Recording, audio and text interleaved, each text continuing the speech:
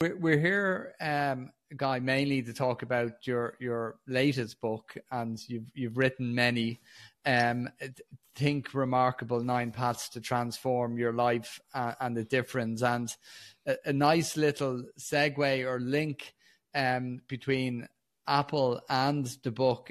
I saw that Steve Wozniak, who was a co-founder, said that he wished that he had the book when he founded Apple. Just as a helicopter view, briefly, because we're going to dig into the book, what lessons do you think from the book would have been most valuable during those early days at Apple? Yeah, so the book represents the information and inspiration from my podcast. I have a podcast called I have a podcast called Remarkable People, in which I interview remarkable people. And these are people who are not necessarily rich or famous, but they're remarkable because they have made the world a better place. And I'll tell you some of the famous names, although there are a lot of people that most people won't recognize, who they were. So Jane Goodall is in there. Steve Wozniak is in there. Angela Duckworth is in there. Margaret Atwood, Stacey Abrams, Vivek Murthy, Sir Ken Robinson. Let's see.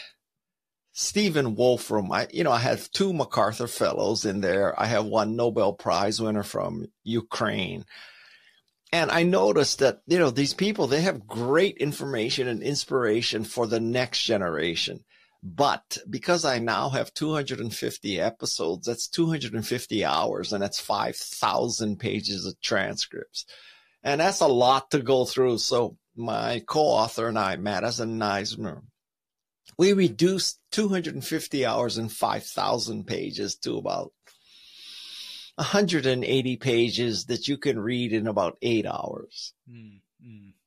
And you dedicated the book to the Generation Z, or Generation Z, as they'd say, this side of the water. What aspects of the book do you think resonate? Because the message in some ways is traditional mindset, grit, grace, super interesting angle, giving back to society. But we'll speak about all of these things. But where was the relevance, did you think, for the Gen Z people?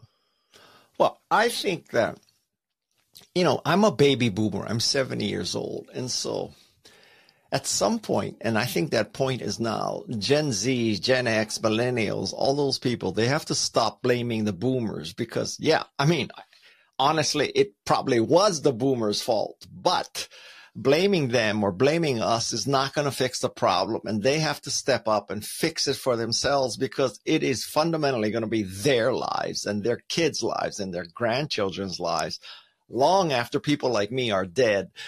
And so I wrote this book so that Gen Z has kind of a manual on how to live life in order to prevent a situation where their kids are saddled with all the problems.